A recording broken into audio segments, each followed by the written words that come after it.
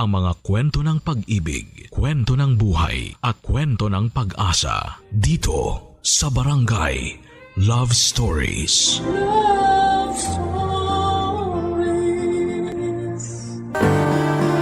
Mapalad ang mga taong may sandigan sa buhay sa pamamagitan ng kanilang mga kapatid. Alam kasi nila na meron silang maaasahan sa oras ng kagipitan at kakampi kapag sinaktan sila ng mundo.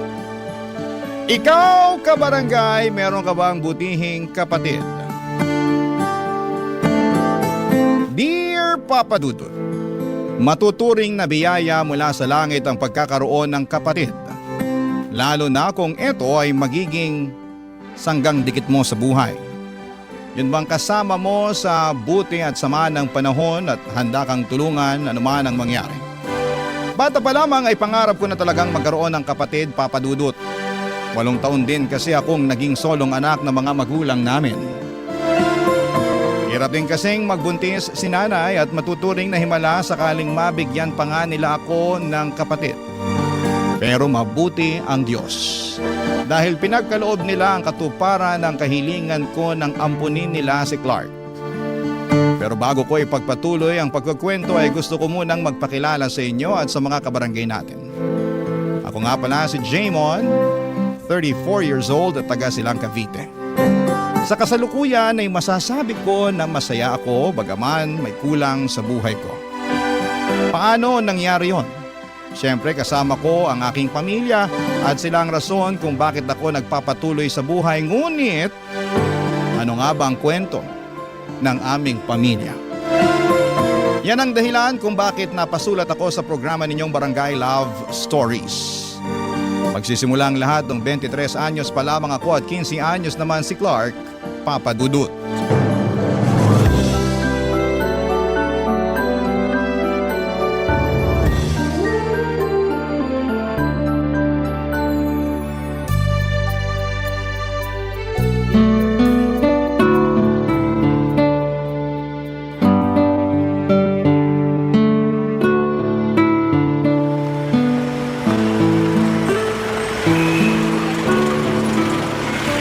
Nasaan na kaya si Clark? Sabi ni nanay sa malapit na tindahan lang naman daw niya inutusang bumili ng suka at saka toyo. Kahit kailan, napakagala talaga ng batang yun eh. Hala, ano yun? Naku, nag-aaway ba yun? Naku, mga kabataan na to. Awatin niyo, dali. Hoy, ano ba kayo awatin niyo? Akala niyo uurungan ko kayo porque marami kayo? Ha? Clark! Kuya, Tumayo ka nga dyan! wala ka pala, Clark eh! Ano? Puro ka lang yabang! Sino puro yabang, ha? Uy, tumigil na nga kayo! Nagkakasakitan na kayo eh! Saka kayo ha? Gusto niyo ba ipabarangay ko kayo? Ang lalakas ng loob niyong pagtulungan ng kapatid ko eh. 3 kayo tapos mag-isa lang siya. Eh bakit? Kapatid niyo ang nauna! Inangasan kami! Pinagsasasabi mo kayo kaya nauna! Tumigil na sabi kayo! Magsiuwi na nga kayo, lakad na! Clark, umuwi na tayo. Kanina ka pa hinahanap ni nanay. Lagot ka talaga dun.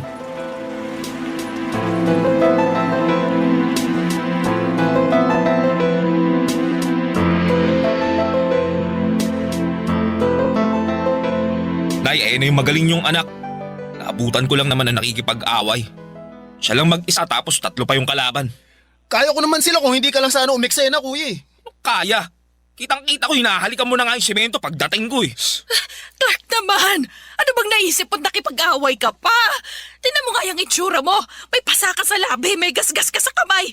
Sigurado ka bang ayos ka lang? Eh, baka mamaya may bali ka pa. Halika, ipapadoktor kita. Wag na, Nay. Ayos lang naman po ako. Mababaw lang naman mga sugat ko eh. Saka gagastos pa kayo. Inaalala ka lang naman ni nanay. Saka ako rin. Malay ba namin na tinitiis mo lang pala tapos may masakit na pala sa'yo? Ay, kuya naman eh. Ano ba kasi nangyari? Totoo ba na inangasa mo sila kaya nila pinagsusuntok? Siyempre hindi. Sila kaya nauna, inaasar nila ako kaya pinatulan ko. Akala nila mananahimik lang ako sa isang tabi ha. Di ako ganun tao no. Pero sana nagtimpi ka pa rin. Lalo 3 sila, mag-isa ka lang. Di naman sa lahat ng pagkakataon, papairalin mo yung pikon mo. Di mo sila kailangan patulan. Paano na lang kung napuruhan ka, di ba? Tama ang kuya mo, Clark. Pinag-alala mo kami. Mabuti pa, gamutin ko na muna yan sugat mo, ha? Tapos pumunta tayo ngayon din sa ospital para ipa-check up ka. Nay naman wag na. Huwag ka na lang kumontra. Papadudot pinadoktor namin si Clark at buti na lamang dahil wala naman siyang baling buto sa kanyang katawan. Kaya nga napanatag kami ni nanay. Habang pauwi ay kung todo sermon ulit siya sa aking kapatid na napapailing na lamang dahil wala naman itong magawa. Kabaligtaran ko ng ugali ang kapatid kong si Clark, Papadudot. Mahiyain ako samantalang malakas naman ang loob niya. Mabibilang lamang sa mga daliri ko sa kamay ang mga taong pinagkakatiwalaan ko kumpara sa kanya, na halos kaibigan ang lahat. Madaldal din siya, tahimik lamang ako. Masipag akong mag-aral noong nasa edad niya pa lamang ako, ngunit may pagkabulakbol at hindi seryoso sa pag-aaral niya ang aking kapatid. Palaaway din talaga siya dahil mabilis mapikon. Sa kabila ng mga pagkakaiba namin ay mahal namin ni Clark ang isa't isa, Papadudot. Vocal ang kapatid ko sa pagsasabi niya na iniidolo niya ako sa maraming bagay. Tulad ng pagtugtog ng gitara.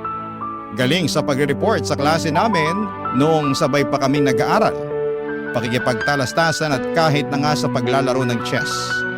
At minsan ko na ring sinabi sa kanya na hanga ako sa mga kakayahan niya. Na hindi ko nagagawa lalo na at nalilimitahan ako sa pagiging introvert ko, Papadudot. Noong nagtrabaho na ako ay nagsimula ng lumayo ang loob namin ni Clark sa isa't isa. Aaminin ko na naging abala na ako sa pagtatrabaho. Focus kasi ako sa pagpo-provide sa aming pamilya dahil gusto ko na pahintuin sa pagtitinda ang nanay namin. Kaya ni mag-usap kahit simpleng kumustahan ay hindi na po namin magawa ng kapatid ko dahil pag-uwi sa bahay ay kinakain ako ng matinding pagod. Tapos dumating sa buhay ko si Mary Grace, katrabaho ko na nakamabutihan ko. At hindi po nagtagal ay niligawan ko nga't naging kasintahan, Papadudot.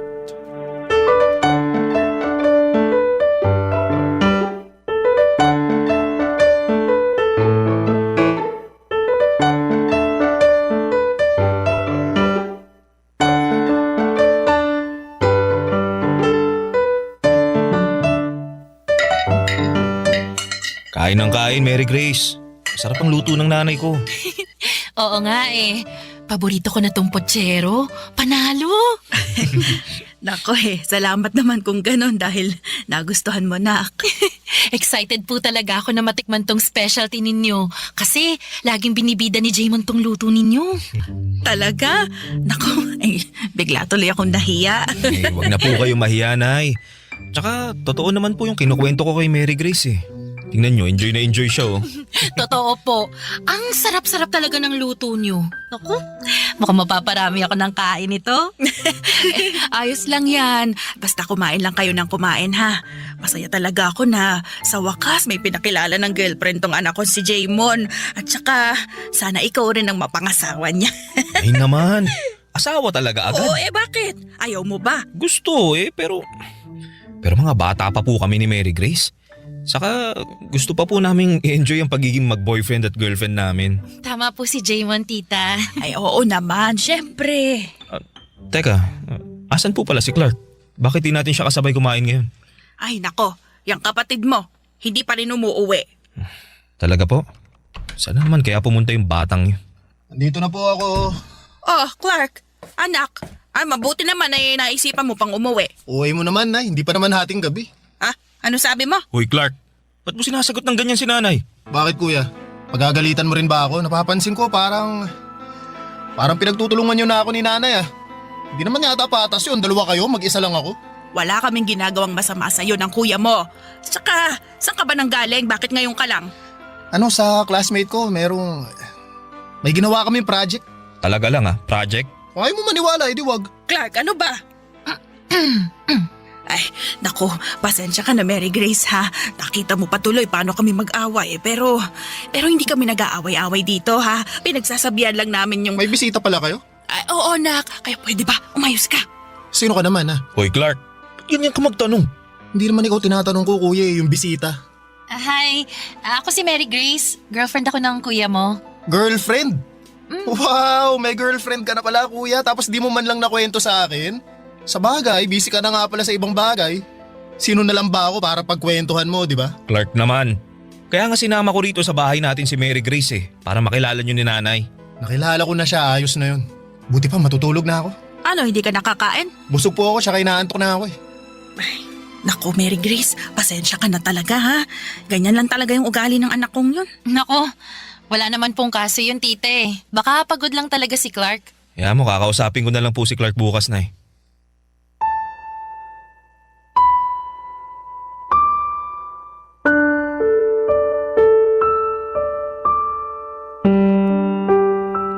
Papadudot aaminin kong nagulat ako sa inisyal na reaksyon ni Clark nang makita niya si Mary Grace.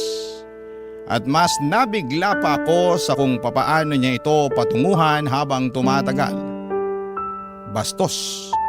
Walang modo para sa akin ang datingan noon, kaya naman kinain ako ng hiya para sa aking girlfriend at pag-aalala na ayawan niya ang pamilya ko. Buti na lamang at nandyan si nanay para sawayin ang kapatid ko dahil hindi ko kayang magalit ng todo-todo kay Clark. Mabuti na lamang at wala lang kay Mary Grace sa mga nangyari. Kesyo meron din daw siyang mga nakababatang kapatid. At parang naka-default na sa ugali nila ang ganong mga kilos at pananalita. Sa kabila ng lahat ay hindi ko pa rin napigilang malungkot, mainis at magtampo sa kapatid kong si Clark. Dahil pakiramdam ko ay hindi lang si Nanay at Mary Grace ang binastos niya ng gabing yon, kundi ako rin na kuya niya. Kaya nga ginawa ko ang bagay na sa tingin ko ay nararapat kong gawin, at yon ay ang kausapin siya. Pero nauwi lamang ang pag-uusap namin sa matinding pag-aaway. Barangay Love Stories. Barangay Love Stories. Papadudod, sinabi ni Clark sa akin na masyado ko raw pinagtatanggol si Mary Grace. Samantalang noong ko lamang ito nakilala. Sinagot ko siya na normal lamang yon dahil girlfriend ko na nga ito. Pero nangatwiran ulit si Clark na hindi raw niya gusto si Mary Grace. Noong tanungin ko kung bakit ay wala naman siyang naisagot. Doon ko sinabi na tigilan na niya ang ganong klase ng pag-uugali dahil hindi yun maganda at nakakahiya sa girlfriend ko. Pero imbis na magpasupil, humingi ng tawad at mangako na hindi na ulit siya mambabastos, ay nagalit si Clark at doon na nagsimula ang away namin. Mabibilang sa mga daliri ko sa kamay ang tagpo na nag-aaway kami ng kapatid ko. Hindi kasi ako pumapatol at sa abot ng makakaya ko ay inuunawa ko siya. Kaya nga masakit sa akin na nauwi sa away ang sanay dapat na maayos lamang naming usapan. Alam ni Mary Grace ang nangyari kaya inalo niya ako at sinabihan na mabuti akong kapatid. Na spoiled lang daw talaga si Clark at dapat wag ko raw hayaan na maapektuhan niya ang nararamdaman ko. Dahil doon ay gumaan ang loob ko. Hindi nagtagal, lagi nang nasa bahay namin si Mary Grace, bagay na madalas na kinakainis ng kapatid ko.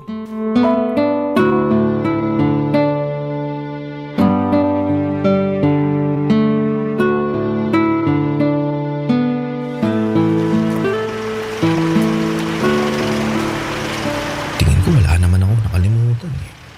May soft drinks, potato chips. Sigurado matutuwa nito si Mary Grace. Bakit ba kasi lagi kang nandito? Wala na ba kayong ibang tambayan ng kuya ko bukod dito sa bahay ha? Ano ba kasi masama na nandito ako? Kuya mo naman nagpapunta sa akin dito. Teka, si Clark at Mary Grace ba yun? Ano yung nangyayari sa kanila? Nag-aaway ba sila? Teka, buti pa, bilisan ko na nga ang lakad.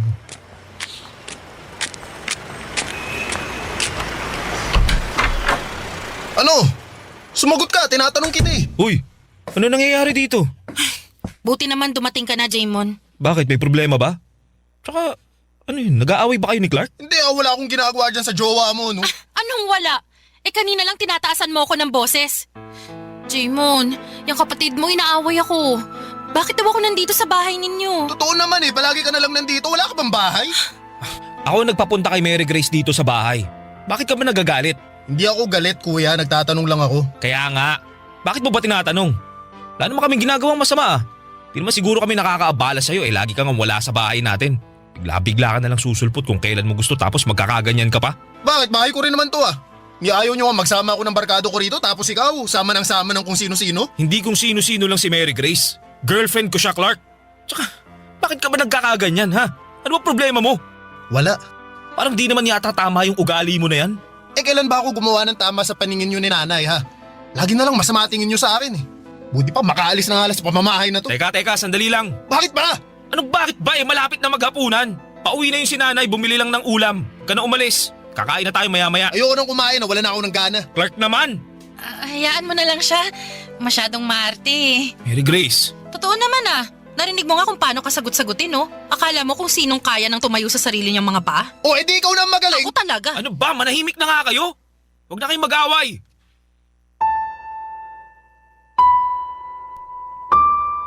Papadudot, hindi ko intensyon na awayin si Clark, ngunit may mga bagay talaga na hindi maiiwasang mangyari lalo na kapag nadala na kayo ng emosyon.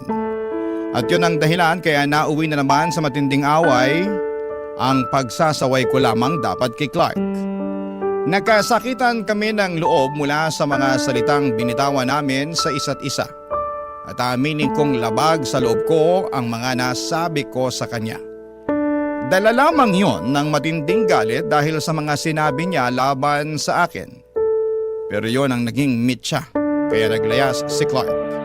Gustuhin ko man siyang hanapin ngunit hindi ko na ginawa yon dahil kinumbinsi ako ni Mary Grace na kapag hinanap ko raw ang kapatid ko, ibig sabihin ay nagpatalo ako sa kanya. Si nanay na lang ang naghanap kay Clark na hindi nagtagal ay napauwi rin naman niya. Simula noon ay tumaas ang pader na namamagitan sa amin ng kapatid ko. Lalong lumayo ang loob namin sa isa't isa hanggang sa tuluyan na akong nag-focus sa relasyon namin ni Mary Grace. Nabuntis ko siya, lumipat kami ng bahay at bumuo ng sarili naming pamilya makaraan ang 5 taon. Kaya lang, marami rin kaming pinagdaanan ni Mary Grace. Lalo na nung nawalan ako ng trabaho matapos akong magkasakit. Kaya kinailangan ni Mary Grace ang maghanap buhay habang nagre-recover ako ng mga panahong yon, papadudot.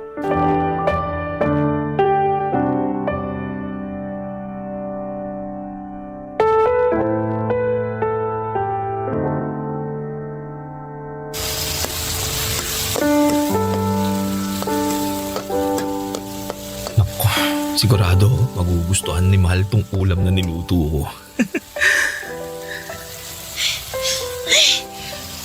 Ano nga mo yun? Ang baho naman. Mahal, andiyan ka na pala. Huwag mo nga akong matawag-tawag na mahal. Pagod ako tapos nakakaamoy pa ako ng mabaho. Ay, ano ba yung niluluto mo? Ha? Ano? Adobong manok? Paborito mo? Bulok na manok ba yung ginamit mo? Ang baho oh. Di mo ba naaamoy? Wala naman ako naamoy na mabaho ah. So pinapalabas mo na sinungaling ako. Hindi naman sa ganun. Hindi raw, pero doon napapunta yung tono ng pananalita mo eh. Ay, alam mo, ayokong kainin yung niluto mo. Mamaya may lason pa yan eh. At bakit naman magkakalason tong pagkain? Ewan ko, hindi ko alam. Baka naisipan mong, lasunin ako, ganon. Ano ka ba? Hindi ko magagawa ang bagay na yun. Aray! Bakit mo ba ako inampas ng bag mo? Aba, dapat lang. Subukan mo lang na gawin ang bagay na yun Wala nang maghahanap buhay para sa pamilyang to. Wala na kayong panggastos at pangbili ng pagkain ng anak mo. Hindi ko nga magagawa yun. Tsaka, mahal kita. Bakit kita lalasunin, di ba? Talaga? Mahal mo ko? Oo naman. Mahal kita. Kaya nga, pinagluto kita ng masarap oh. Kala ko, magugustuhan mo eh. Ang totoo, kumain na ako. Busog na ako. Ha? Bakit ka kumain? Di ba sabi ko kanina, bago ka pumasok sa trabaho, magluluto ko ng masarap? Inubos ko pa naman yung natitira kong pera pambili niyan. Tapos, teka, sino palang kasabay mong kumain? Sabihin mo, sino? Ay, bakit mo ba tinatanong?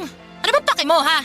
Tsaka bawal na ba akong kumain? Sa nagugutom ako. Hindi naman, pero... Wala ka nang pakialam kung sinong kasabay kong kumain. Buti pa, ikaw na lang ang kumain yung niluto mo. Amoy pa lang hindi na masarap eh. Pipilit mo pang masarap. Mary Grace naman. Buti pa, matutulog na ako, Jaymon.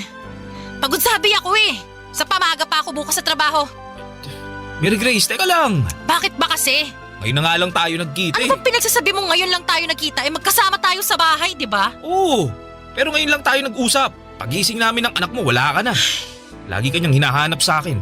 Namimiss ka raw niya. Namimiss ka na namin. Wala akong panahon sa kadramahan yung mag-ama ha. Nagtatrabaho lang ako. Natural, lagi akong wala rito sa bahay. Alam mo naman yun, di ba? Kung hindi ka lang sana nagkasakit, di ako yung nandito sa bahay at ikaw ang naghahanap buhay. Pasensya ka na. Pasensya mo mukha mo. Masyado kang madamdamin. Daig mo pa yung babae. Diyan ka na nga. Natutulog na ako sa kwarto.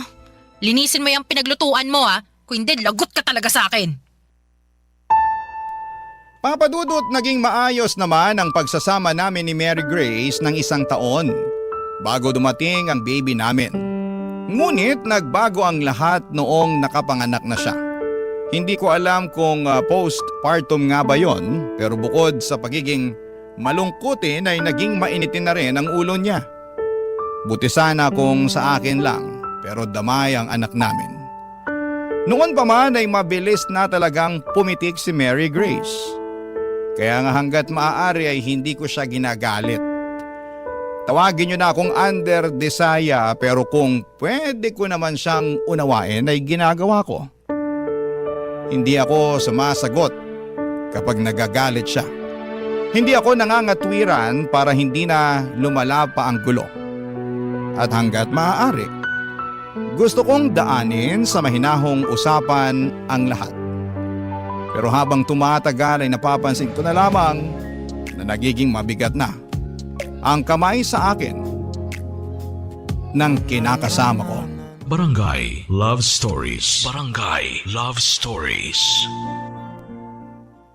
Papa Dudut, kapag nahihirapang mag-express ng feelings si Mary Grace, sa mga away namin lalo na ng galit ay nauuwi yon sa pananakit niya sa akin. Noong una ay hindi ko naman iniinda yung mangilan-ngilan niyang mga kurot, hampas at pagpalo.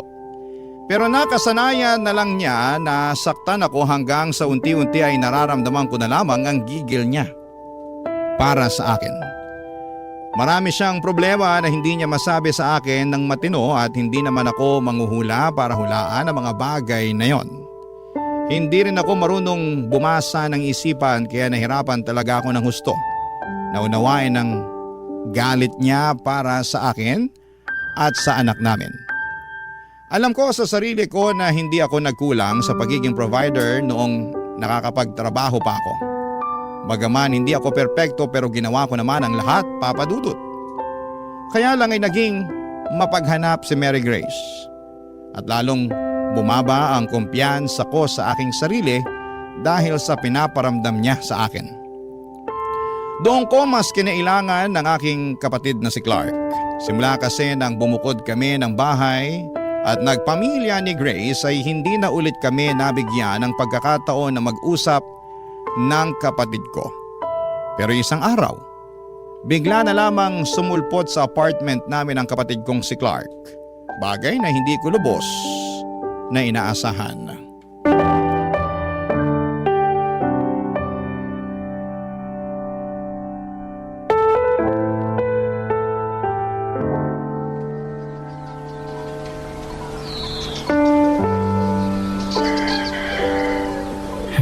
Buti naman at binisita mo ako rito sa inuupahan namin, Clark.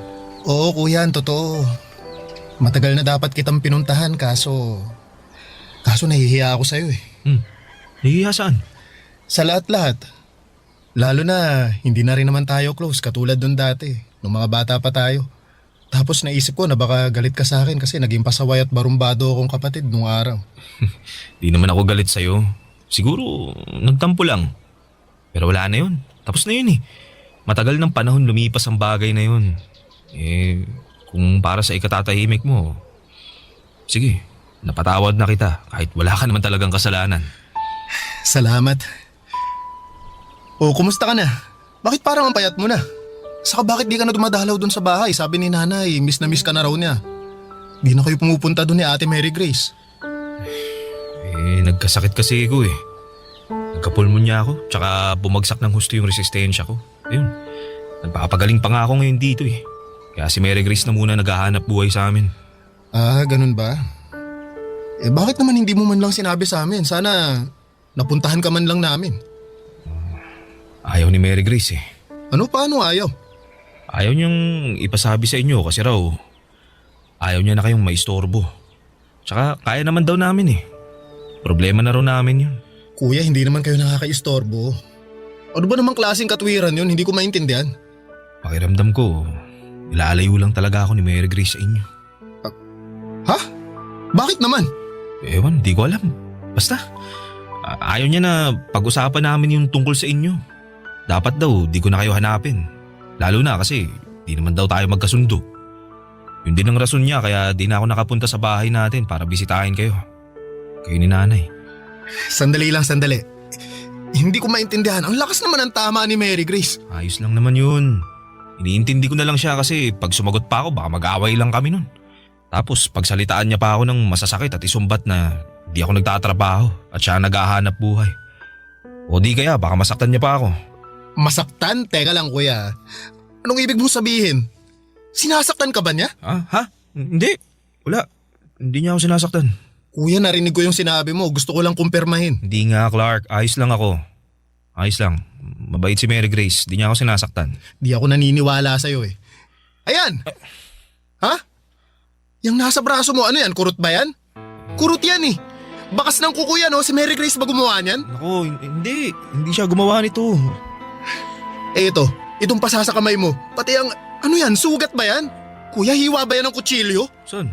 Ayan, sa kabila mong braso. Ano? Kuya, sinasaktan ka nga nung baliw na babaeng yun. Shhh! Uy! Kamaingay! Huwag mo nang tawagin baliw si Mary Grace. Mamaya marinig ka nun, lagot tayo. Kuya, ano ka ba? Anong ginawa niya sa'yo? Walang ginawa sa akin si Mary Grace. Mahal na mahal niya ako. Hindi na pagmamahal ang tawag dyan. Sabi sa akin ni Mary Grace, mahal niya ako. Kaya sinasaktan niya ako. Papadudot, ewan, pero ang isip ko noon ay ginagawa lang ni Mary Grace ang pang-aabuso niya sa akin dahil mahal niya ako. At ayokong magsalita ng masama tungkol sa kanya kasi ayoko rin na iwanan niya ako. Siguro'y masyado akong naging mahina sa isipan at puso ko para mga tuwiran at ipagtanggol ang aking sarili. Pero alam din naman ng kapatid ko na naging abusado ang kinakasama ko at sinamantala ang pagiging mahinahon at hindi ko palapatol sa tao. Naunawaan ko ang pinagmumulan ng galit ni Clark pero hindi ko kayang hiwalayan ang kinakasama ko dahil ayokong masira ang aming pamilya. Sa katunayan ay plano ko na ngang pakasalan si Mary Grace, Papa Dudut.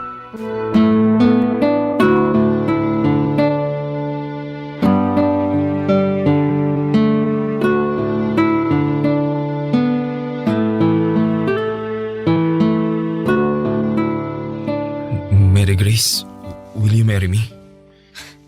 Anong sabi mo? Tinatanong kita kung pumapayag ka bang pakasalan ako. Gusto na kasi kitang maging asawa eh. Paano kung sabihin ko sa'yo ako naman ang may ayaw na makasal sa'yo at maging asawa ka? Bakit naman?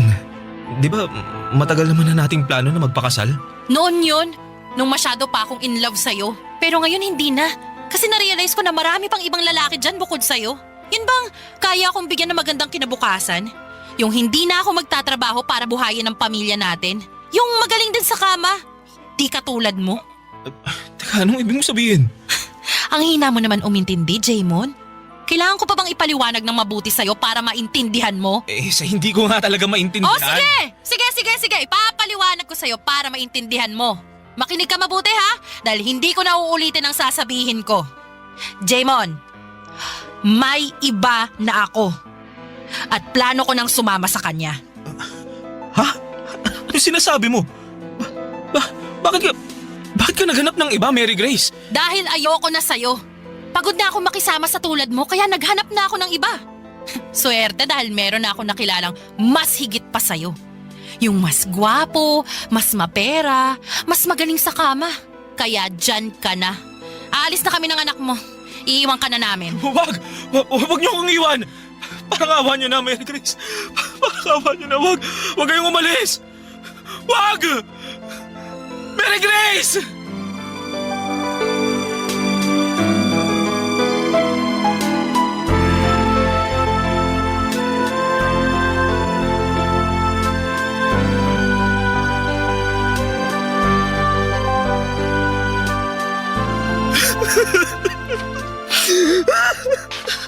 Diyos ko na. Jamon! Anak ko! Nay, buti po pumunta kayo. Oo kuya.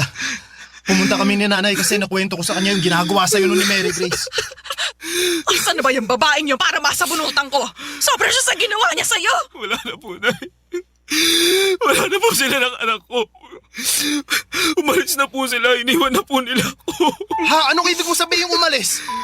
Saan sila nagpunta kuya? Sumama na sa ibang lalaki si Mary Grace.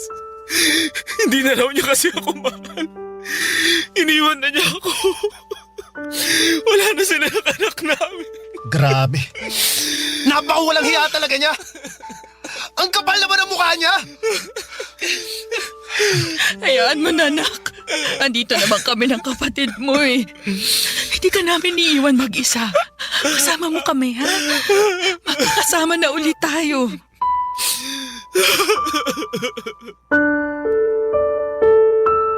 Papadudot malaking bagay ang pagdating ni Nanay at Clark sa apartment namin noong araw na yon. Dahil baka kung ano pa ang nagawa ko sa aking sarili kung wala sila. Sobra po akong nanghihina at nalulugmok ng mga panahon na yon at hindi ko matanggap na iniwan na lamang ako ng ganon kabilis ni Mary Grace. Tangay-tangay pa ang anak namin. Matagal bago ako nakarecover pero buti na lamang at hindi ako sinukuha nila nanay at ni Clark. Si Clark ang kasakasama ko sa aking counseling dahil kinailangan ko yon upang makausad sa trauma mula sa pang-aambuso sa akin ng dati kong kinakasama. Sa kasalukuyan ay masasabi ko na nasa maayos naman ang disposisyon ko sa buhay, sa araw-araw na ginawa ng Diyos. Ay nabibigyan ako ng pag-asa na tuluyan na akong makakawala sa masakit kong nakaraan. Hanggang dito na lamang po, Papa Dudut, ang sulat ko at maraming salamat po sakaling mapili po ninyong i-ere ang aking kwento sa inyong istasyon. God bless and more power sa inyong lahat. Ang inyong forever kapuso at kabarangay, Jamon. Anong say mo sa Barangay Love Stories na ito? Pagkwentuhan natin sa comment section yan. Ang mga kwento ng pag-ibig, kwento ng buhay at kwento ng pag-asa dito sa Barangay Love Stories. Love Stories.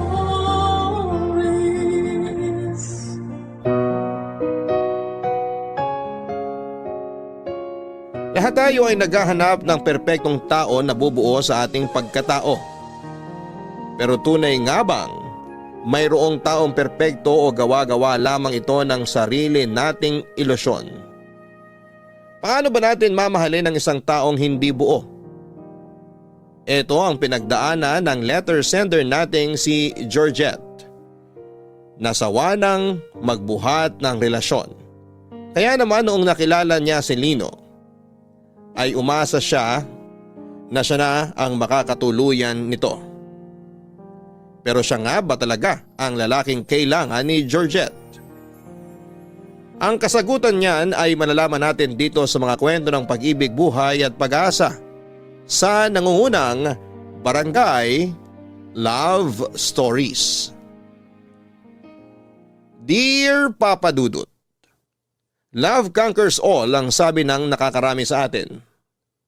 Pero ang totoo ay hindi pag-ibig ang solusyon sa problema ng isang magkasintahan, kundi ang pagharap mismo rito at pagresolba sa suliranin na inyong pinagdadaanan. Magandang araw sa inyong lahat. Georgette na lang ang itawag ninyo sa akin.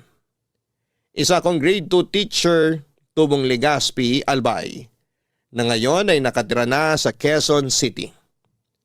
Sa Manila ako nag-aral ng kolehiyo at nung nakakuha ako ng lisensya bilang isang guro ay minabuti kong ipagpatuloy na lamang ang buhay ko sa syudad. Nakapasok ako sa isang public school kung saan ay nagtuturo ako ng mga cute na grade 2 pupils. Panganay ako sa 4 na magkakapatid. Lahat naman kami ay nakapagtapos na sa kolehiyo. Kaya naman hindi na problema sa pamilya ko kahit na nakabukod na ako. Nakapagbibigay pa rin naman ako ng tulong sa mga magulang ko sa probinsya.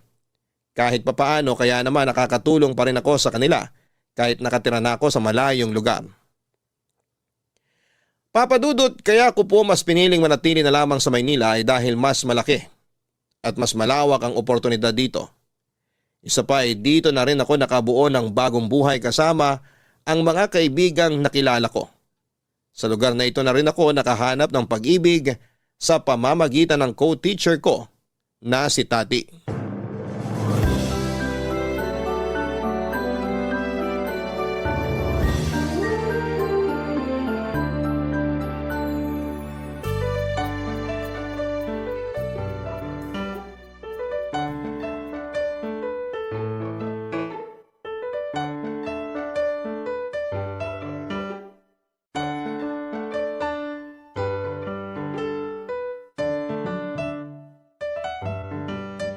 Alam mo, hindi ako mahilig sa kape, pero simula nung nagturo ako ng grade 2, kape na lang talaga ang nagpapawala ng stress ko. Nasanay ka kasi noon sa pagtuturo ng mga grade 6 kaya naninibago ka ngayon. Expected na talaga na magiging makulit ang mga bata. Yan yung pinili mong propesyon eh. Pero hindi ko inaasahan na iba na palang mga bata ngayon. Kakaiba talaga yung kulit nila. Totoo yan. Mas matapang na rin sila ngayon. Medyo spoiled na rin kasi ang mga bagong henerasyon ngayon eh. Pero syempre, bilang teacher, dapat mahaba ang pasensya mo. Ewan ko ba kung bakit ito yung pinili kong propesyon? Hindi naman ako pasensyosa. Ewan ko rin ba sa'yo? Basta kaya ako naging guro kasi mahilig ako sa mga bata. Sa bagay, parang practice na rin to para sa akin para kapag nagkaroon na ako ng anak. Oo nga. Congrats pala ulit sa engagement nyo ni Mark. Salamat. So kailan naman ang kasal? Hindi pa namin napag-uusapan eh. Siguro baka next year pa. Kailangan pa kasi namin mag-ipon eh. Maganda yan. Mag-ipon muna kayo bago bumuo ng pamilya. Eh ikaw naman, kailan mo planong magpakasal? Kasal agad? Wala pa nga akong boyfriend eh. Eh bakit naman kasi wala ka pang boyfriend? Eh wala naman kasing nanliligaw. Eh di ikaw manligaw. Alam mo, sa panahon ngayon, hindi na uso ang pag-aantay ng grasya.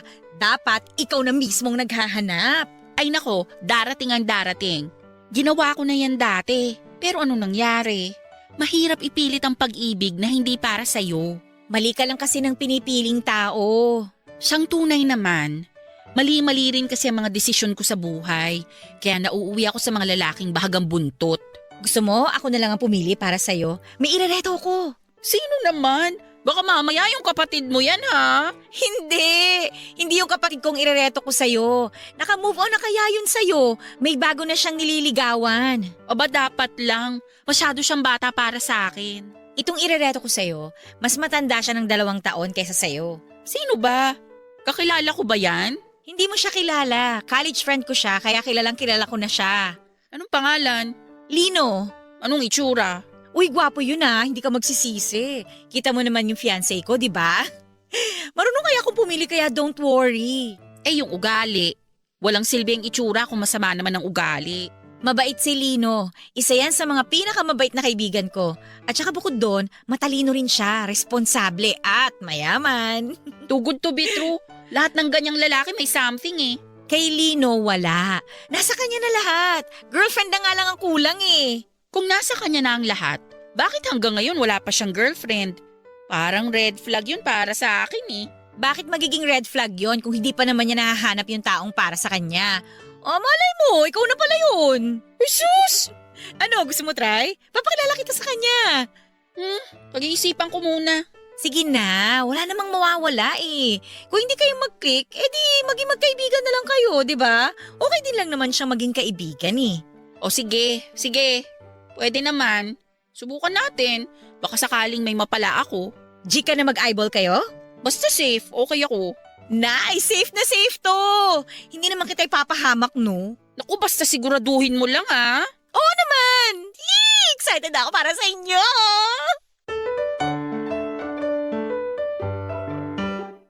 Tuwing Sabado ay nakagawian na naming mga teacher ang lumabas para mag-unwind matapos ang buong linggong pagod sa pagtuturo. Dahil halos nasa same age group din lang naman kami ay lagi kaming kumakain sa labas. Minsan ay nanonood ng sine o di kaya ay namamasyal sa park at mall.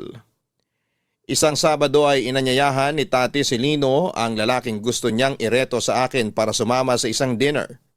Nagulat ako dahil hindi niya ako inabisuhan na nung araw na yon na pala niya kami ipapakilala sa isa't isa. Hindi ko inaasahan ang itsura ni Lino. Malayo siya mula sa lalaking inimagine ko noong idinescribe sa akin ni Tati ang itsura nito. Mukhang mayaman ang lalaki, halata ito sa kung paano niya dalhin ang kanyang sarili. Puting polo, cargo shirts at sapatos lang ang suot niya ng gabing yon. Pero ang lakas makamayaman ang dating nito. Bigla tuloy ako na-intimidate dahil parang ang layo ng agwat ng estado naming dalawa. Bukod sa maayos na pananamit ay maganda rin ang physical features nito. Maganda ang katawan niya, makinis ang kutis, maayos ang buhok at maliwalas ang kanyang mukha. Nahiya nga ako dahil hindi ko alam kung papaano ko siya i-approach. Pero kahit na ganoon ay naging magaan naman kausap si Lino. Mabait siya, magalang at humble. Pagkatapos ng dinner namin ay inihatid niya kami ni Tati pauwi. Nauna naming ibinaba si Tati at noong papunta na kami sa bahay ko ay doon namin mas kinilala ni Lino ang isa't isa. Kahit sasakayan mo na lang ako ihatid. Nakakahiya eh. Sa kabilang direksyon pa naman ang uwi mo. Sobrang out of the way pa uwi sa inyo. Hindi, okay lang. Saka isa pa, sa akin ka ibinili ni Tati. Nagtiwala yun na makakauwi ka ng safe. Ano ka ba? Kaya ko naman ang sarili ko. Mas mapapanatag din ako na maihatid kita ng safe. Nakakahiya kasi. Pwede namang mag-commute na lang. Nagpumilit pa kasi si Tati eh. Naabala ka pa tuloy namin. Wala yun. Ako rin naman ang namilit na ihatid kayo eh. Salamat pala sa paghatid sa amin ah. Wala yun. Nabanggit pala sa akin ni Tati na college friends kayong dalawa. Oo, college friends nga kami. Pero paano naman kayo nagkakilala? Eduk siya tapos ikaw naman business. Magkaiba kayo ng kurso na kinuha. Mahabang kwento. Sabihin na lang natin na nagkakilala kami by chance. Ah, okay. Kayo, paano naman kayo naging magkaibigan ni Tati? Sa school, pareho kaming grade 2 teacher kaya mabilis kaming naging close. Pareho din kasi kaming probinsya. Saan province mo? Albay, sa Legazpi. I see. Bakit mo naman naisipan dito mag-work? Dito kasi ako nag-aral. Dito na rin ako nagkaroon ng mga bagong kaibigan. Kaya naisip ko na dito ko na lang din ituloy ang buhay ko. Plano ko na rin namang bumukod sa amin eh. Mas malaki rin ang opportunity dito sa Maynila. Sa bagay, may point ka naman. Ikaw, may province ka rin ba? O dito ka na talaga lumaki? Born and raised na ako dito sa Manila. Yung mother ko, from Tugigaraw. Pero lumipat sila dito para sa job opportunity. Tapos dito na rin siya nakapag-asawa. Bale, marunong ka mag-Ilocano niyan. Actually, hindi. Never akong tinuruan ni mama eh. Nakakalungkot naman. Eh di sana multilingual ka na kung sakali kasi marunong ka sa Filipino, English, tapos Ilocano sana. Parang hindi ko rin naman kailangang matuto ng mag-Ilocano. Kasi hindi naman na kami nagpupunta sa Tugigaraw. Bakit hindi na? Wala na kaming pamilya dun eh. Parang isang beses lang ako nakabisita dun nung boy pa yung lola ko. Pero matagal na yun. 5 years old pa lang ako. As in, hindi na kayo bumalik dun ever? Hindi na. Simula nung namatay si mama, parang nawala na rin yung part na yun sa buhay namin. Sorry, hindi ko alam na wala na pala mama mo. Okay lang. Matagal na rin naman yun. Okay lang din bang magtanong kung anong ikinamatay niya? Suicide. Oh my gosh! I'm sorry. Hindi ko maisip kung gaano kasakit yun para sa'yo. Sobra. Sobrang sakit nun para sa akin. Lalo na simula nung nawala si mama, nagbago ang lahat. Pasensya ka na kung na-open ko yung topic na yun. I'm sure mabigat na usapin yun para sa'yo. Actually, pilit ko na kinakalimutan yung part na yun ng buhay ko. Mahirap eh. Kalimutan na lang natin yung tinanong ko sa'yo. Pasensya ka na ha. Okay lang. pwede ka na palang kumaliwa sa sunod na kanto. Shortcut yan papunta sa bahay. Saan? Itong kanto na to? Oo yan. Tapos diretso lang tapos kaliwa ulit.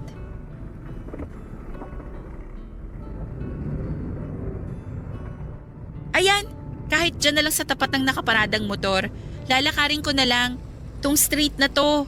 One way kasi palabas dito kaya bawal sumalubong. Okay na ako rito. Sure ka? Oo, malapit na lang naman yung apartment ko rito.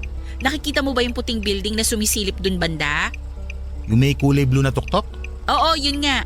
Doon ako nakatira. Ah, okay. O so paano? Salamat sa paghatid sa akin ha. No worries. Ingat ka sa paglalakad. Ingat ka rin sa pag-uwi. Maganda ang naging first impression ko kay Lino. Hindi ko ikakaila na sa unang pagkikita pa lang namin ay na-attract na ako sa kanya. Ang problema nga lang ay hindi ko alam kung nagustuhan din ba niya ako o baka na-turn off na siya sa akin. Pagkatapos kasi ng gabing yon ay wala nang nangyari. Hindi na niya ako kinontak at hindi na kami nagkita pang muli. Pakiramdam ko tuloy ay hindi siya interesado sa akin. Okay lang naman yon para sa akin kung sakali pero nakakababa pa rin ang confidence na hindi ako nagustuhan pabalik ng lalaking inireto sa akin. To be fair, expected ko naman na maaring mataas ang standards ni Lino dahil may karapatan naman siyang maging choosy.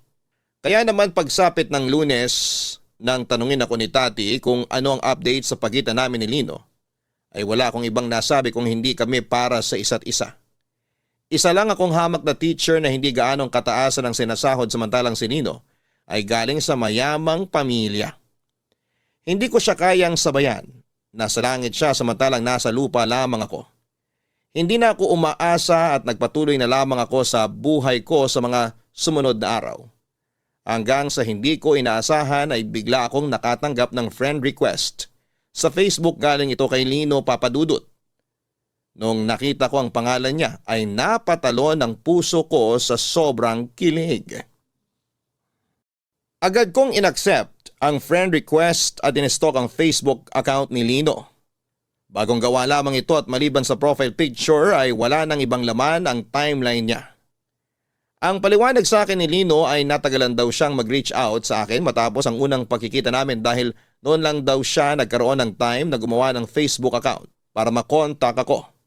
Hindi raw niya nahingi ang contact number ko at nahihiya naman siyang kunin ito mula kay Tati. Kaya gumawa siya ng sariling Facebook account para mag-message sa akin.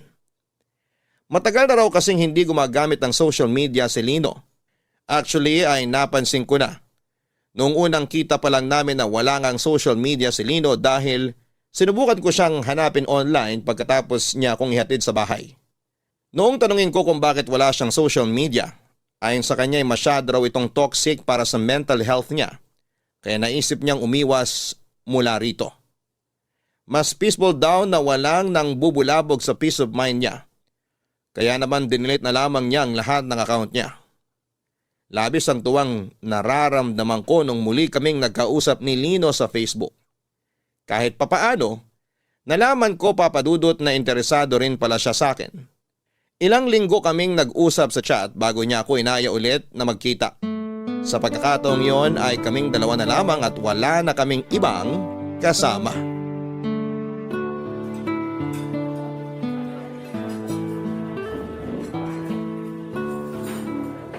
Salamat at pinaunlakan mo tong invite ko sa'yo.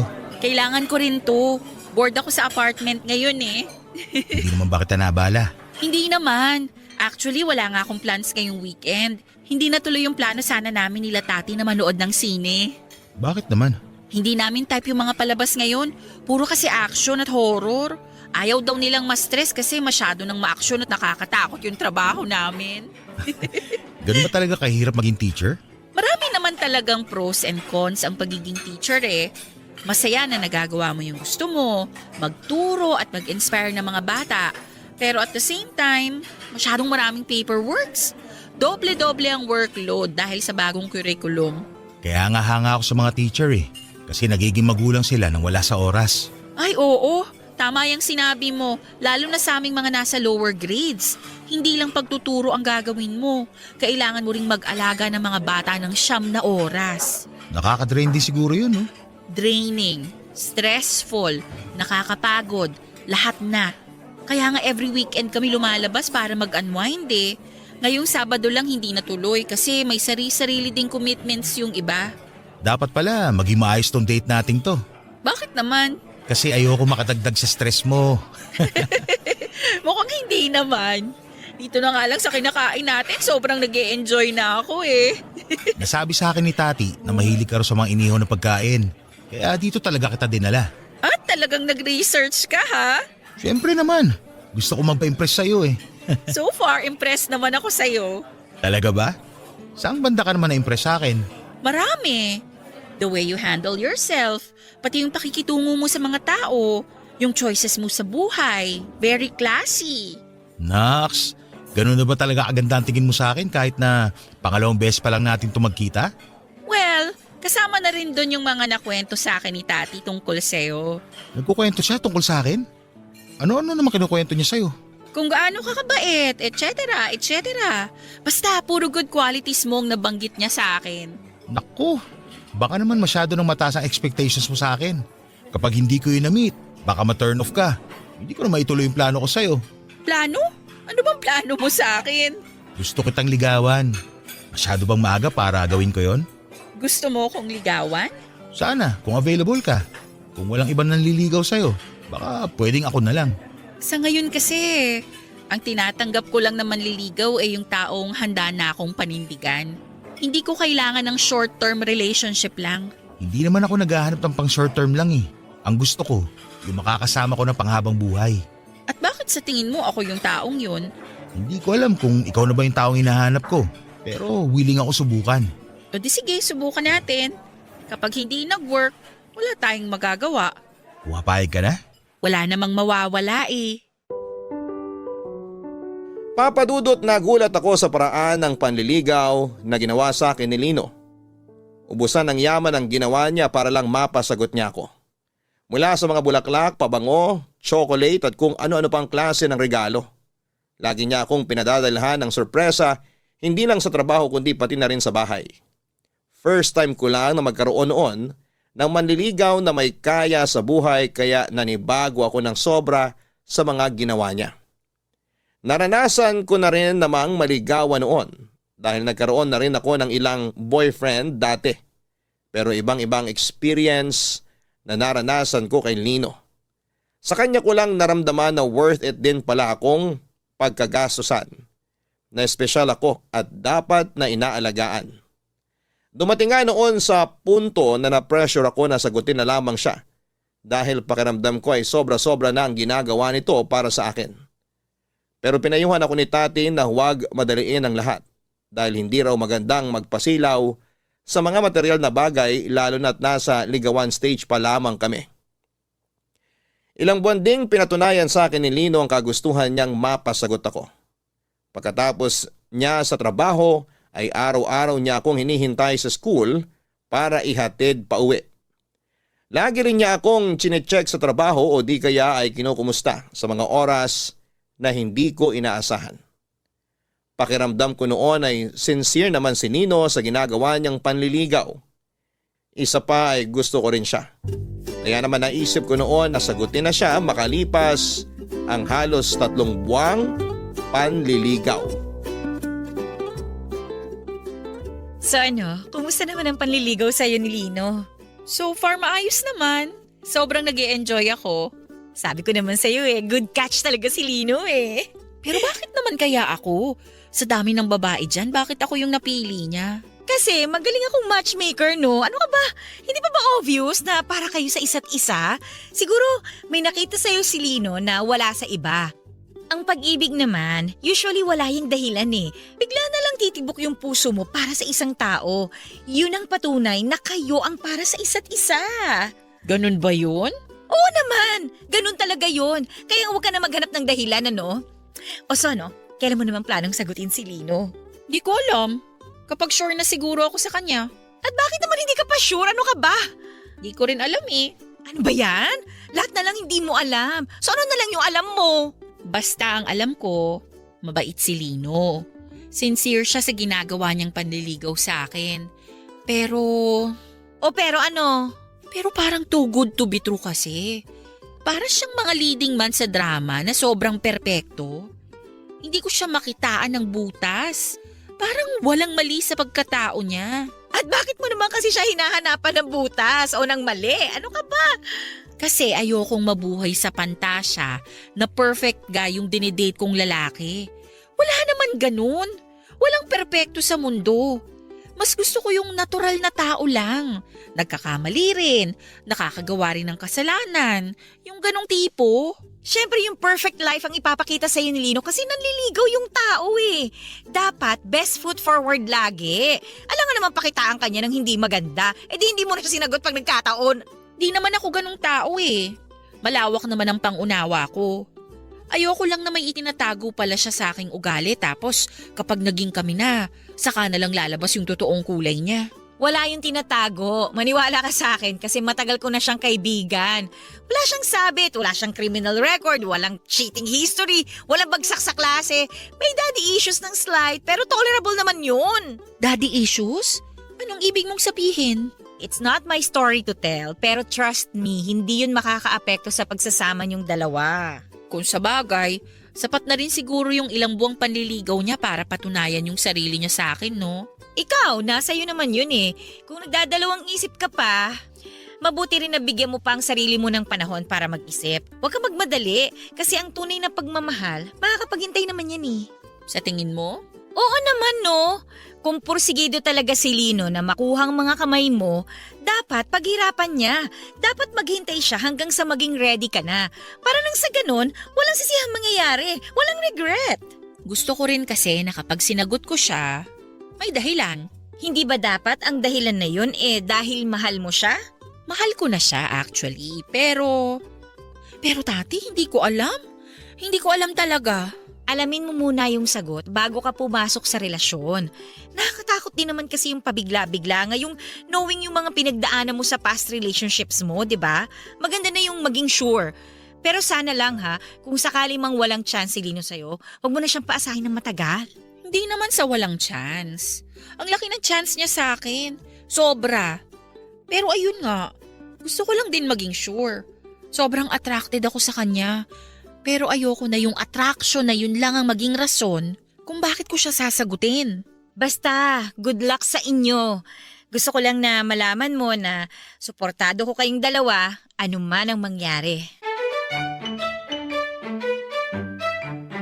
Papadudot matagal akong nangarap na magkaroon ng relasyon kung saan ay ako naman ang inaalagaan. Sa mga previous relationship ko kasi ay lagi na lamang ako yung nagbubuhat ng relasyon. Lalo na sa huling naging boyfriend ko, na sa halip na maging masaya ay naging kalbaryo ang buhay ko. Imbis na mabigyan ako ng mga hindi malilimutang alaala ay puro mapapait na alaala ang iniwan sa akin ng ex ko. Nahulog kasi ang loob ko sa isang manipulative na sad boy. Tuwing nakagagawa siya ng kasalanan, ay madali lang niyang napapaikot ang ulo ko sa pamamagitan ng panggagaslight sa akin at paggamit ng maalam magpakailanman na kwento ng kanyang pamilya. Galing kasi siya sa hirap, breadwinner ng pamilya nila at nagsumikap na may taguyod ang 4 niyang kapatid. Magaling siya sa parting yon pero hindi yon rason para gawin ang ginawa niya sa akin. Harap-harapan kasi niya akong niloko at nagpaloko naman ako. Mabuti na lamang at nandyan ang kaibigan kong si Tati para ipaalala sa akin kung ano ang tama at mali. Nung natauhan ako ay nakipaghiwalay na ako sa kanya at tuluyan ko na siyang ibinaon sa limot. Hindi nagtagal ay sinagot ko na si Lino sa piling niya ay naramdaman ko kung gaano kalaki ang worth ko bilang isang babae at bilang isang tao. Sa kanya ko naramdaman na karapat-dapat din naman pala akong irespeto, alagaan at mahalin. Pwede rin naman pala na ako ang binubuhat sa relasyon. Si Lino ang boyfriend na hinahanap ng karamihan. Siyang tipikal na boyfriend material na gusto ng lahat. Naging maganda ang unang 5 buwan ng relasyon namin pero sa pagtagal ay unti-unti kong napansin na ang tila ba perpektong ugali ng boyfriend ko ay hindi pala ganoon kalinis katulad ng gusto nitong palabasin. Papadudot mabuting boyfriend si Lino. Lahat ng parte niya bilang boyfriend ay nagagampanan niya ng maayos. Araw-araw niyang ipinaparamdam sa akin ang pagmamahal niya at never siyang nagkulang sa oras, effort at intimacy sa akin. Sa katunayan ay ipinakilala pa nga niya ako sa mga kaibigan niya na bagamat medyo alta ang estado nila ay very welcoming naman sila sa akin.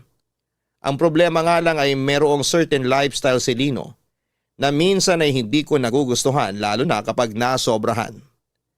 Party goer si Lino, during weekends ay palagi siyang lumalabas kasama ang kanyang barkada para magbar hanggang sa magdamag. Inaaya naman niya akong sumama sa kanila pero dahil hindi maganda sa isang teacher ang mag-inom at hindi rin naman talaga ako umiinom ng alak ay lagi akong tumatanggi sa imbitasyon niya sa akin. Hindi naman po ako mahigpit bilang girlfriend. Sa katunayan, okay lang sa akin na nakikipag-inuman siya tuwing Sabado at Linggo dahil deserve din naman niyang magpahinga matapos ang nakakapagod na trabaho. Panatag ang loob ko na payagan si Lino na lumabas dahil mapagkakatiwalaan naman ang mga kaibigan nito. Hindi sila enabler pagdating sa pambababae at panluloko. Minsan nga kapag lasing na't hindi na makapag-update sa akin si Lino ay mga kaibigan niya mismo ang nagme-message sa akin kung nakauwi na ba sila o hindi pa. Respectful sila at alam nila ang boundaries ng bawat isa. Pero ang problema kapag wala na sa wisyo si Lino dahil sa alak, may pagkakataon na nagmamaoy siya. Tuwing lasing siya ay may mga bagay siyang nababanggit na kinagugulat ko dahil never niya itong inopen sa akin. Katulad na lamang ng isang Sabado sa halip na sa kanila umuwi ay sa apartment ko inihatid si Lino ng mga kaibigan niya.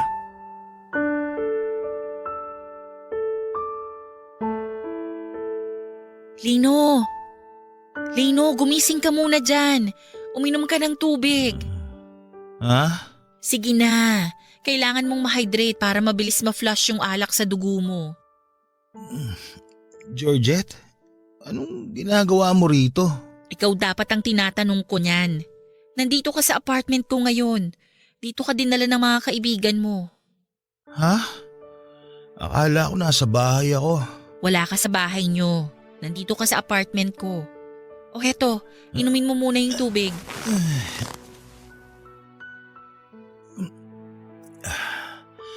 Salamat. Tanggalin mo na yung damit mo, pupunasan ko yung katawan mo ng bimpo at tubig. Hindi ka pwedeng humiga sa kama ko na madumi. Dito na lang ako matutulog sa sofa. Bakit pala dito ako dinala ni Eric? Hindi ko rin alam. At hindi ka pwedeng matulog dito kasi hindi ka kasya rito sa sofa. Wala, sige, alisin mo na yung shirt mo. My gosh, Lino naman. Ako na nga lang mag-aalis. Iinom-inom kasi tapos hindi naman pala kaya. Taas mo yung kamay mo. Pupunasan na kita ha. Georgette. Ano yun? Hindi ba nagalit si Papa na inuwi kita rito sa bahay? Anong pinagsasabi mo dyan? Nandito ka sa apartment ko. Wala tayo sa bahay nyo. Okay ka lang ba? Nakailan ba kayo at sobra yata ang amats mo ngayon? Hindi mo na alam kung nasan ka eh. Wala ba tayo sa bahay? Mabuti naman. Wala tayo sa bahay nyo, okay? Tsaka kailan mo pa ako dinala sa bahay nyo? Lagi mong sinasabi na boring dun. Akala ko magagalit na naman si Papa eh. Ano ba kasing meron sa inyo ng tatay mo? Hindi ba kayo bate? Bate? Hindi nga nakanturing sa akin ng taong yun eh. Anong ibig mong sabihin? Si Papa, isa lang ang anak nun. Alam mo kung sino? Si Kuya. Ako, palamuti lang ako sa bahay. Display na hindi man lang pinapansin. Bakit naman hindi ka niya pinapansin? Wala akong ambag sa buhay niya eh. Para sa kanya, wala akong silbi. Lahat ng magagandang nagawa ko, nagawa na ni Kuya. Kaya baliwala na kung ano man ang gawin ko. Ako lang yung anino ni Kuya. Hindi pinapansin, hindi nakikita. Lino, bakit ngayon mo lang to nakwento sa akin? Bakit ko na may kukwento tong masaklap na buhay ko sa taong mahal ko? Ayoko magmukhang sad boy na may dinadalang daddy issues. Ayoko magmukhang problemado sa harap mo. Pero may problema kayo ng tatay mo. Hindi yun pwedeng isikreto lang. Matagal ko na tong pinoproblema. Ano magagawa mo sa pinagdadaanan ko ngayon? Kung ako nga mismo, hindi ko to magawang ayusin eh. Pero pwede naman kitang suportahan. Pwede mo kong gawing takbuhan kapag kailangan mo ng makakausap. Ako ang sasalo sa'yo kapag sobrang bigat na ng dinadala mo. Ayokong gawin sa'yo yon. Bakit naman? Hindi ka bagay o lugar, Georgette. Nasaka ko lang pupuntahan kapag masama ang loob ko o kapag kailangan ko ng tulong. Girlfriend kita. Gusto ko lagi kang masaya. Ayokong idamay ka sa mga problema ko dahil ayokong maperwisyo kita. Huwag mong isipin na perwisyo ka. Mas mapapanatag ako kapag aware ako sa pinagdadaanan mo. Lalo na kapag alam ko naman sa sarili ko na meron akong maitutulong sa'yo. Girlfriend mo ko at natural lang na makasama mo ko hindi lang sa saya, pati na rin kapag down ka. Kaya Lino, kung ano man ang... Ay, naku. Kung alam ko lang na may ganitong klase kang problema na pinagdadaanan.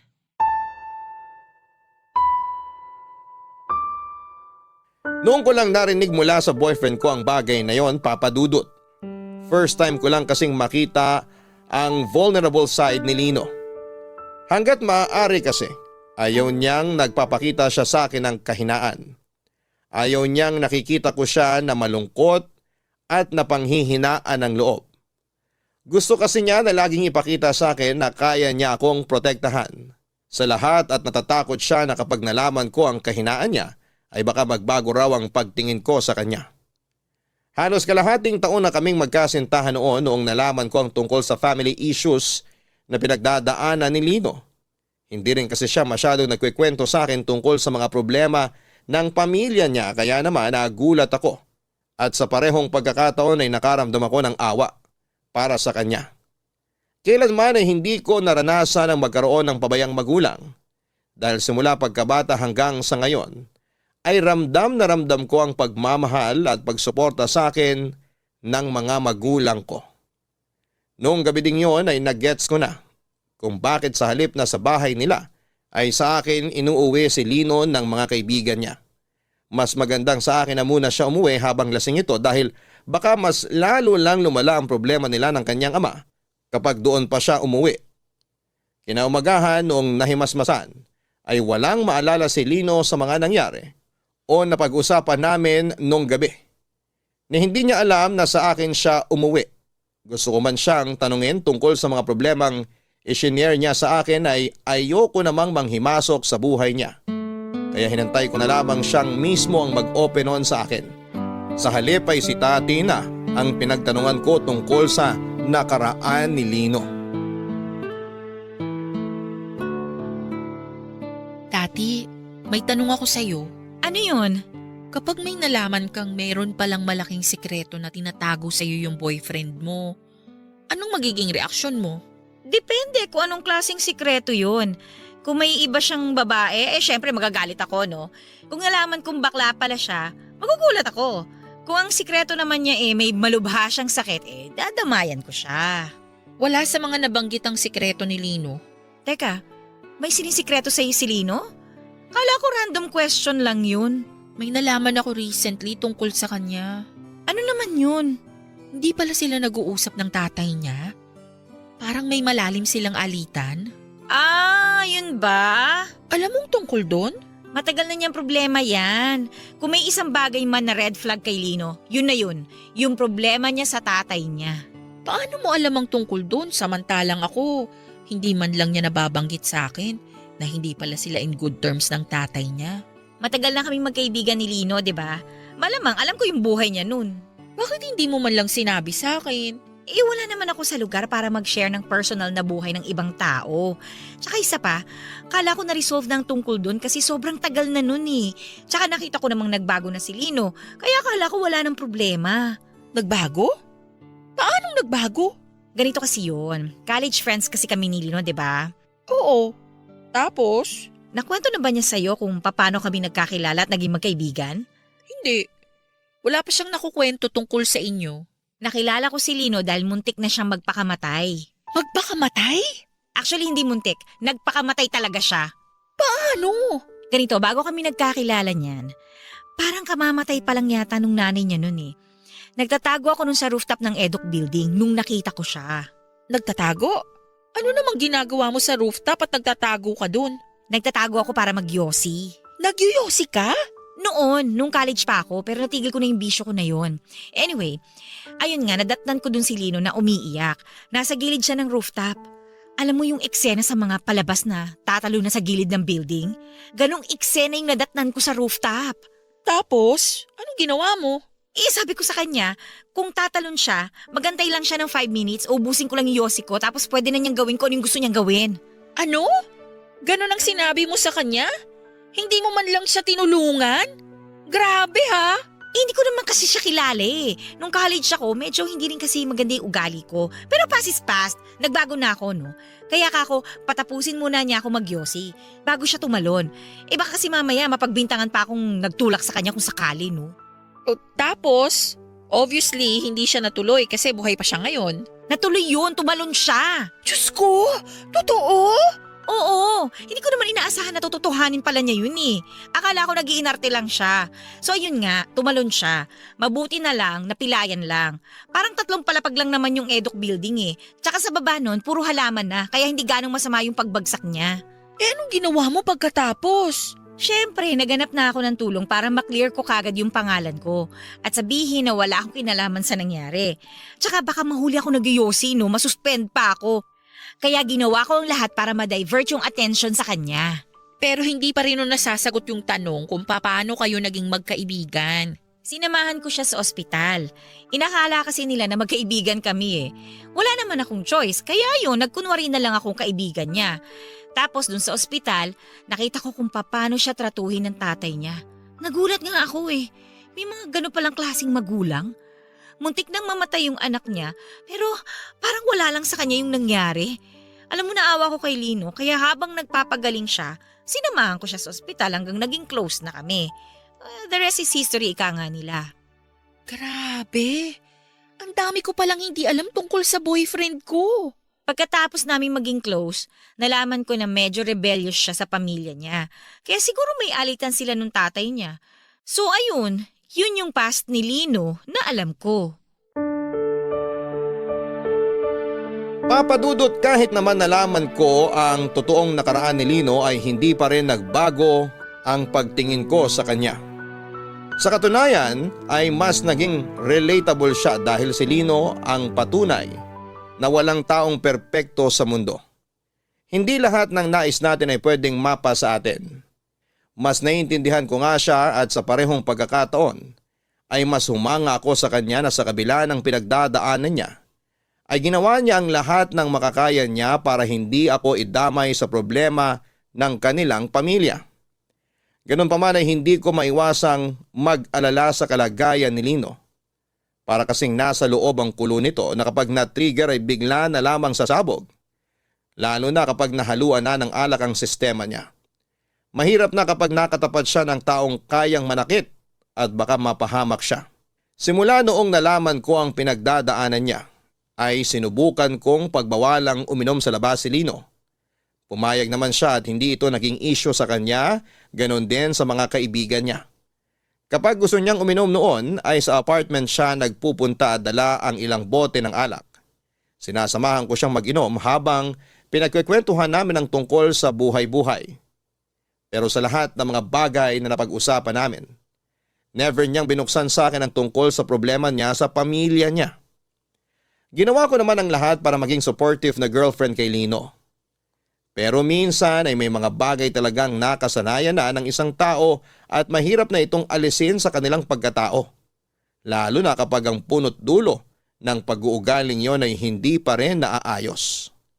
Napagtanto ko kalaunan na ang sugat sa puso ni Lino ay sobrang lalim na at mahirap na itong hilumin pa. Sa mga sumunod na buwan ay naging maganda naman ang ugnayan namin ni Lino Papadudot. Sinubukan niyang umiwas sa pagpunta sa mga bar, pero hindi naglaon ay natuto siyang magsinungaling sa akin dahil doon. Hindi ko alam na pagkatapos pala niyang uminom sa apartment, sa halip na umuwi ay dumadaan pa siya sa labas para magpatuloy sa pag-inom.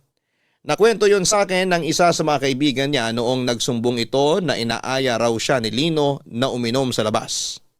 Nagsorry naman sa akin si Lino noong kinumpronta ko siya tungkol sa ginagawa niya. Pinatawad ko siya at sinubukang alamin ng dahilan kung bakit niya nagawa sa akin ang maglihim. Tinanong ko siya kung masyado na ba akong nakakasakal. Hindi ang naging sagot niya. Inamin niya sa akin na hindi lang daw niya mapigilan ang sarili niya dahil alak na lang daw ang nakakapagbawa sa sakit na nararamdaman niya. Dumating noon sa puntong hindi ko na siya mapigilan at halos gabi-gabi na ang pag-inom ni Lino. May time na nga na pumapasok na siya sa trabaho ng lasing. Kahit na anong pilit ko ay ayaw sabihin sa akin ng boyfriend ko kung bakit siya nagkakaganon. Hanggang noon kasi ay ayaw pa rin niyang magkwento tungkol sa problema nila ng ama niya. Kahit na alam ko na ang tungkol doon. Masakit para sa akin na panoorin kung paano sirain ni Lino ang buhay niya. Unti-unting niyang napabayaan ang sarili niya, Papadudot. At para bang nawala na siya ng ganang mabuhay noon. At ang hirap para sa akin na wala akong magawa para matulungan siya. Hanggang sa dumating ang araw na kinakatakot ko. Naaksidente si Lino sa daan dahil sa kalasingan. Mabuti na lamang at walang ibang taong napuruhan sa nangyaring aksidente. Ganon din na hindi siya nasaktan. Nakapagpiyansa siya sa tulong ng kanyang ama.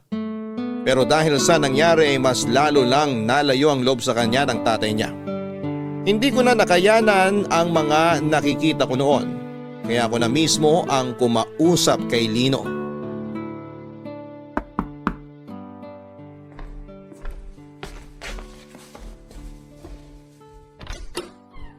Surprise! Lino? Anong ginagawa mo rito? Bakit hindi ka nagsabi na pupunta ka rito sa apartment? Biglaan lang. Minadaanan akong cake shop kaya binilang kita ng cake. Oh, halika, pumasok ka. Salamat. Maupo ka muna. Para saan naman yung cake? Wala lang. Gusto ko lang mag-celebrate. Mag-celebrate naman ng ano? Wala namang may birthday ah. Tapos na ang monthsary natin. Anong isi-celebrate natin? I-celebrate natin kung ano meron tayo ngayon. Ikaw, gusto kitang i-celebrate. Itong relasyon natin. Itong pagsasama natin. Sandali nga. Ano yung nasa balikat mo? Wala to. Patingin? Sugat yan ah. Saan mo nakuha yan? Huwag mo na itong isipin. Gasgas lang to. Lino, sabihin mo ang totoo. Nag-away na naman ba kayo ng tatay mo? Kaya ka nandito ngayon sa apartment ng ganitong oras? Wala namang araw na hindi kami nag-aaway.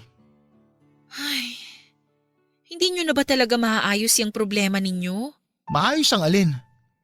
Yung tingin niya sa akin na parang basura lang? O yung fact na si Kuya lang ang tinuturing niyang anak sa aming dalawa? Lahat. Lahat ng problemang pasan-pasan mo dahil sa away nyo ng tatay mo. Hindi na ba natin maaayos lahat ng yun?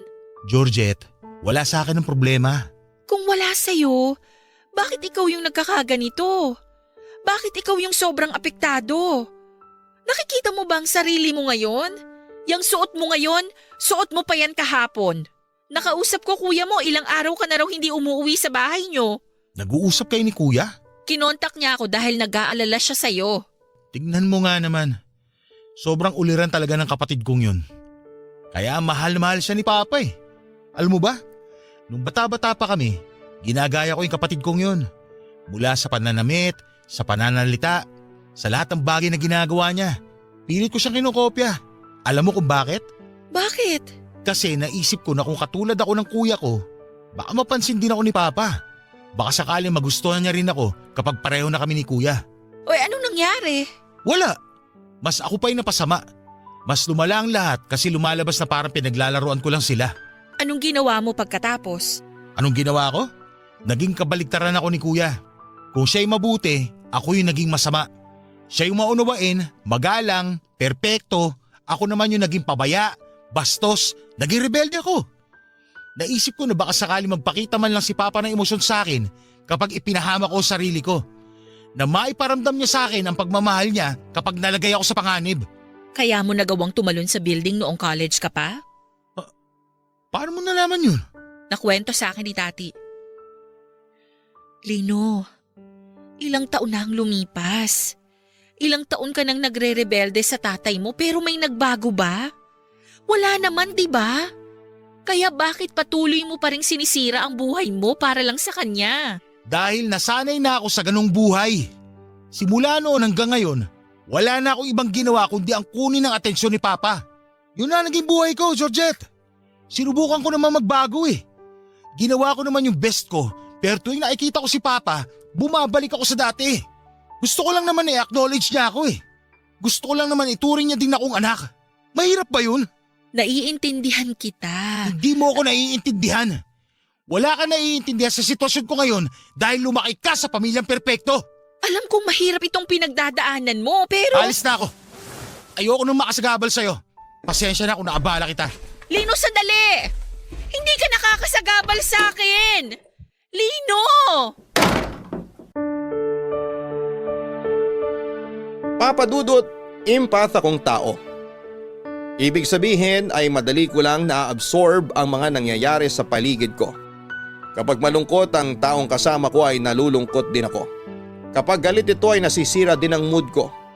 Kaya naman sa pagiging rebelde ni Lino sa kanyang tatay ay nadadamay ako. Minsan sa halip na pumasok ako sa eskwelahan, na maganda ang mood ay laging mabigat ang loob ko dahil alam kong hindi okay si Lino. Sobrang apektado ako sa mga problemang pasan-pasan niya.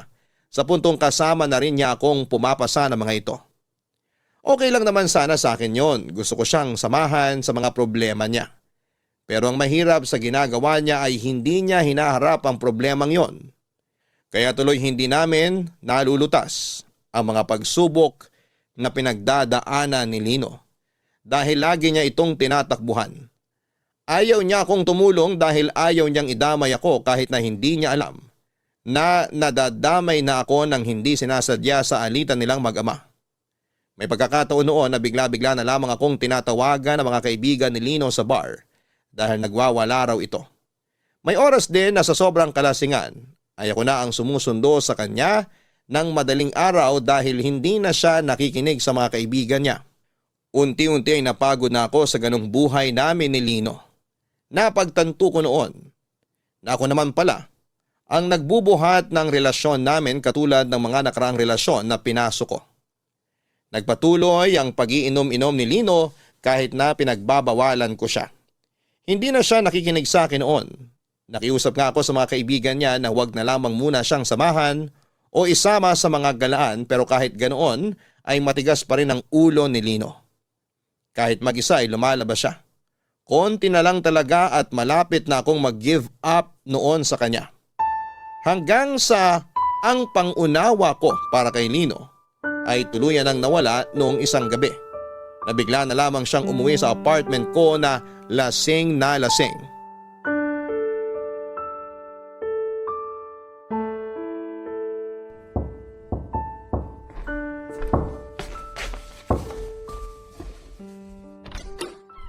Lino? Georgette! Teka. Hoy! Okay ka lang? Okay lang ako. Lasing ka na naman ba? Halika, pumasok ka. Saan ka na naman ba galing? Pasensya ka na kung dito ako dumiretso. Hindi ako pwede sa bahay. Maupo ka muna dyan.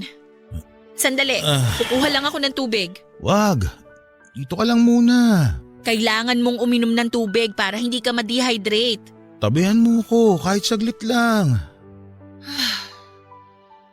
Okay. Ang bango mo ngayon ah. Bagong ligo ka ba? Kanina pa ako naligo. Matutulog na sana ako. Hindi ko alam na lumabas ka na naman pala. Di ka man lang nagpaalam sa akin? Sumaglit lang ako sa dating tambayan namin. Sinong kasama mo? Ako lang mag-isa. Pinagbawalan mo sina Eric na samahan akong uminom eh. Kaya nag-solo flight na lang ako. Kasi ayokong uminom ka. Hanggat maaari ayokong naglalasing ka. Lalo na't hindi mo kayang disiplinahin yung sarili mo. Okay lang yun. Kahit pagbawalan mo mga kaibigan ko, okay lang. Kaya ko naman kahit mag-isa eh. Sanay na ako mag-isa. Kaya ko mag-inom kahit walang kasama. Bakit ka na naman napainom ng wala sa oras? Kailangan ko pa bang sagutin yan? Sa tingin ko, alam mo na yung sagot eh. Dahil na naman ba sa tatay mo? Sino pa nga ba? Ano na naman bang nangyari sa inyo? Wala. Yun yung point. Walang nangyayari sa amin. Nakatira kami sa iisang bahay pero wala man lang siyang pake kahit ilang araw na ako hindi umuwi. Wala man lang siyang pake kahit sa kalsada ako matulog dahil sa kalasingan. Yun ang problema, Georgette. Walang nangyayari sa aming dalawa. Dito ka na lang muna magpalipas ng gabi hanggang sa mawala yung tama mo. Magbihis ka na. Gamitin mo yung naiwan mong damit dito nung nakaraan. Nalabahan ko na yon. Dali, huwag ka munang umalis. Dito ka lang sa tabi ko. Lino, gabi na. Payakap lang. Ano ba? Lino, may pasok ako bukas. Please, pagbigyan mo na ako. Sa susunod na lang. Wala ako sa wisyo. Lino naman, tumigil ka na. Lino, Sige na. bitawan mo ko. Ayaw mo na ba sa akin? May iba ka na bang nagugustuhan? Bakit naman parang diring-diri ka sa akin? Lasing ka, Lino. Magpahinga ka na. Ito ang pahinga ko. Lino! Nasasakal ako. Ano ba? I love you, Georgette. Tama na, please, Lino. Ano bang ginagawa mo? Bitiwan mo ko, please. Ayoko. Tigilan mo ko, Lino. Saglit lang naman eh. Mabilis lang to. Ayoko, Lino. Bitiwan mo ko. Nasasaktan na ako. Bakit? Dati naman natin itong ginagawa, di ba? Uy! Layuan mo ko. Hindi ikaw yan. Wala ka sa katinoan ngayon, kaya please. Huwag mong gawin to sa akin. Pero… Huwag kang lumapit sa akin. Tatawag na ako ng pulis. Pulis? Bakit? Anong ginawa akong mali? Umalis ka na, Lino. Tatawagan ko si Eric para sunduin ka. Georgette naman. Lino! Mahal kita ng sobra pero mali na tong ginagawa mo kaya tama na to. Umalis ka na! Sa puntong yon ay natakot na ako para sa sarili ko. Nag-iba na si Lino. Hindi na siya ang Lino na nakilala ko at minahal. Tuluyan na siyang nilamon ng galit na inaalagaan niya sa kanyang puso. Sa huling pagkakataon ay kinausap ko siya na hayaan akong tulungan siya sa problema niya. Pero katulad ng dati tuwing nahihimasmasan ay binabaliwala lang niya ang mga usapan namin tungkol sa kanyang ama. Bumabalik siya sa dati niyang ugali na sweet at mapagmahal na para bang bumabawi sa mga nagawa niyang kasalanan. Pero nung nakita kong wala talagang pagbabago sa ugali ni Lino, masakit man, ay ako na mismo ang nakipaghiwalay sa kanya. Ayaw ko man siyang iwan sa panahon kung kailan lugmok na siya. Pero hindi ko na talaga kayang sabayan ang buhay na pinili niya. Ayaw niyang magpatulong sa akin kaya hindi ko rin siya matutulungan. Naubos na lamang ako, Papa Dudut. Naubos na ang pasensya ko, ang pangunawa ko pati na rin yata ang pagmamahal ko sa kanya. Ang problema kahit gaano namin kamahal ang isa't isa, ay hindi maisasalba ng pagmamahal ang relasyon namin. Lalo na't punong-puno ito ng bagahe mula sa nakaraan. Masyadong mabigat ang mga problemang pinagdadaanan niya para baliwalain lamang ito. At hanggat hindi niya naaayos sa mga yon, ay minabuti kong lumayo na lamang muna sa kanya. Walang ibang makakalutas sa mga kinakaharap niya, kundi siya lang at umaasa ako noon na yon ang marirealize niya sa nangyaring hiwalayan namin. Mahal ko po si Lino pero mahal ko rin ang sarili ko at ayokong masira ang sarili ko dahil lang sa pagmamahal ko sa kanya. Papa Dudut, hanggang dito na lamang muna ang bahaging ito ng sulat ko. Sa susunod na bahagi ng kwento ko ay malalaman ninyo kung anong naging pagpapatuloy ng pagsasama naming dalawa ni Lino. Maraming salamat po sa pakikinig ng aking kwento. Ang inyong forever kapuso at kabarangay, Georgette. May mga bagay talaga sa mundo na hindi kayang ayusin ng pagmamahal lamang. Minsan kahit gaano natin kamahal ang isang tao, ay may puntong mapupuno rin tayo lalo na't nakikita natin na hindi nila binibigyang halaga ang pagmamahal na ibinibigay natin sa kanila.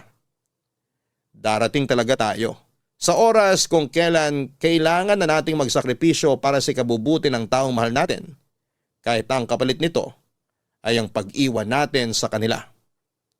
Hanggang sa muli, ako po ang inyong si Papa Dudut sa mga kwento ng pag-ibig, buhay at pag-asa sa Barangay Love Stories number 1. Sabay-sabay nating pakinggan ang iyong kwento ng pag-ibig, buhay at pag-asa. Ipadala lang sa barangaylovestories@yahoo.com. Nagustuhan ng iyong napakinggan? Ituloy yan via live stream sa www.gmanetwork.com/radio.